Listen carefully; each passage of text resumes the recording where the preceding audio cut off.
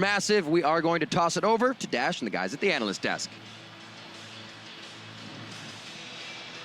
Thank you very much, Riv. Second win in 2.5 games against SuperMassive. But Deficio, I'm coming to you first because Trick, 6-1-8 in this game.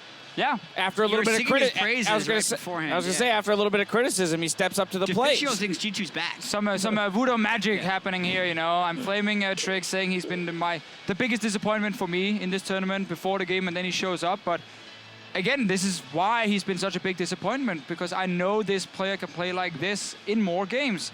He's still very aggressive. This one, it worked. So we have to see, was it just a coin flip, you know, between him going over-aggressive sometimes, and then this one, it actually paid off. Right, yeah. Did he get the 50-50? Did he get better? Yeah, exactly. Or was it just like he picked up an early kill and therefore he was allowed more? Yeah, the very first game he played in the tournament, he had a fantastic start, and that was also on... It was on Kindred. He started here, and then he just... Kindred, but then he went... Now he's up a little but this time he actually maintained it throughout most of the game. Yeah, and I think that, you know, you can look at it and you can highlight Trick as being the person that I guess was the biggest beneficiary, but I think that this is much closer to the League of Legends that we thought G2 would play throughout the tournament. I mean, they have a better lane swap, they team fight, they're decisive, they honestly just beat up on SuperMassive in what was a very convincing victory in the end. Yeah. But this is what we should have been seeing from the start. Can they do it against anyone else other than SuperMassive? I still don't know, but that's what I was expecting to see out of them. I just think it's so much about mindset for these players here, because it feels like they came into the tournament kind of saying, oh, we haven't practiced, we don't really believe 100% ourselves, and then they lost that first game after having that massive lead against Flashwolves and got stumped by SKT. Everything went wrong kind of for the team there. Obviously, we know there have been some problems. The community is very harsh on them, and they deserve that criticism for sure.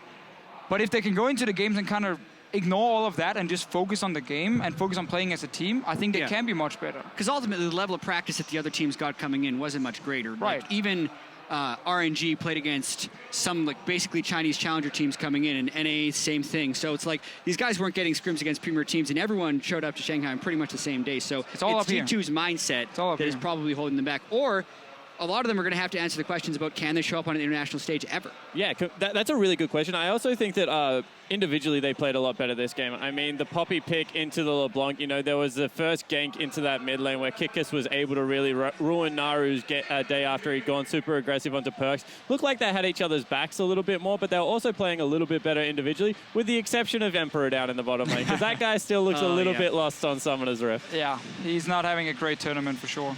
Now, that being said, swap over to SuperMassive side. I mean, that's going to be a pretty difficult loss to stomach, you know, given the fact that you had a good start against them in the first game, the game that ended up getting remade, and then you follow through with this one. You start with that impressive first blood kill in this, you know, solo in the mid lane, but then things just kind of started to unravel for that team. Yeah, it really did. Like, they weren't able to snowball their bottom lane lead, and then maybe it had to do with the early game, LeBlanc wasn't able to snowball, and then he didn't have the same type of team fighting positioning that Xiaohu had in previous games to make it work, because there's a lot of counters that he's been played into, especially Poppy and Ryze are both really hard to team fight against as a LeBlanc. The whole team comp, I mean, when you look at it, even Braum is hard as a LeBlanc to really go. Very good into LeBlanc. Yeah, to go toe-to-toe with. So I just think that they kind of baited out Naru. They were like, all right, cool, your Twist of Fate, that's kind of frustrating to deal with because of the global pressure, but the only thing you've shown otherwise is the LeBlanc, and it hasn't been fantastic at that. So, you know, let's get him back onto a champion that we think we can take advantage of. Well, G2 pick up a necessary win if they are going to contest for the bracket stages. We're only getting warmed up here, and there's a ton of action coming your way.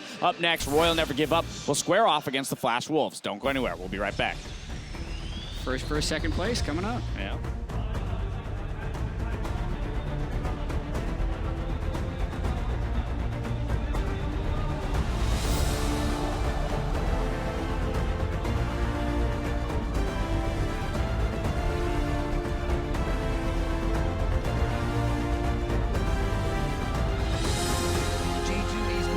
The Rift. Will they be able to own the game, and will they be able to start the comeback?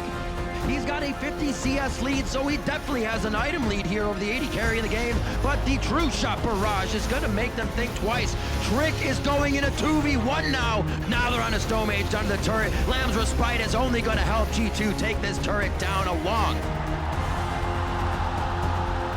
shot, and I'm looking, and I blinked. He is down. Naru's gonna get some hits now. Trick getting himself out. Lamb actually turns around before attacking him. Trick stays alive with lifeline and life grip from his mom Mortius. Nexus is now open. 50 gold up for grabs. It's falling quick. It's falling fast.